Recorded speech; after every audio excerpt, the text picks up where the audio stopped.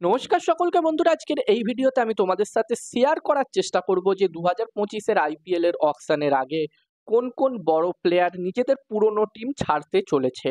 চারজন এমন প্লেয়ারের নাম বলবো, চারজন এমন বড় প্লেয়ারের নাম বলবো যারা নিজেদের পুরনো টিম ছাড়তে চলেছে এবং অকশনে নাম দিতে চলেছে।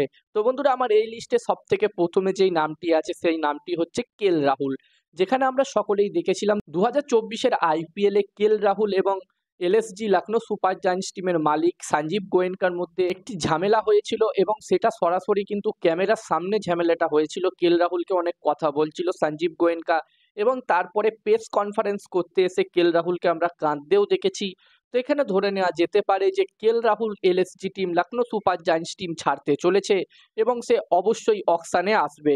এবার দেখার বিষয় থাকবে এখানে অকশনে কেএল রাহুল আসলে কোন টিম তাকে কেনার চেষ্টা করে। যতদূর এখানে জানা যাচ্ছে সূত্রের মাধ্যমে, এখানে আরসিবি টিম কিন্তু অবশ্যই কেএল রাহুলকে দলে নিতে চাইবে। এবার দেখার বিষয় থাকবে কি হয়। আর বন্ধুরা, এখানে রোহিত শর্মাও কিন্তু মুম্বাই ইন্ডিয়ান্স টিম ছাড়তে চলেছে। এটা কিন্তু একদমই ধরে নেওয়া যেতে পারে 90% কনফার্ম যে রোহিত শর্মা মুম্বাই ইন্ডিয়ান্স টিম ছেড়ে দেবে।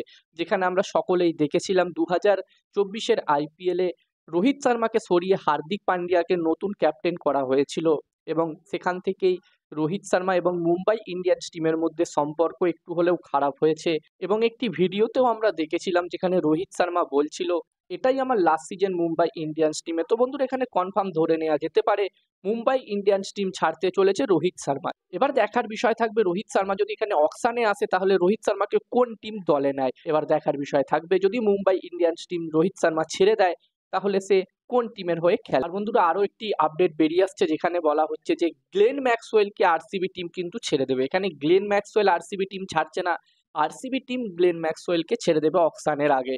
যেখানে বন্ধুরা গ্লেন ম্যাক্সওয়েলও কিন্তু ইনস্টাগ্রামে আরসিবি টিমকে, রয়্যাল চ্যালেঞ্জার্স বেঙ্গালুরু টিমকে আনফলো করে দিয়েছে এবং গ্লেন ম্যাক্সওয়েলের পারফরমেন্সও কিন্তু গত সিজনে খুবই খারাপ ছিল 2024-এ। তো এখানে ধরে নেওয়া যেতে পারে আরসিবি টিম গ্লেন ম্যাক্সওয়েলকে রিলিজ করে দেবে। আর বন্ধুরা, আমার এই লিস্টে 4 নম্বর প্লেয়ার হচ্ছে ভুবনেশ্বর কুমার।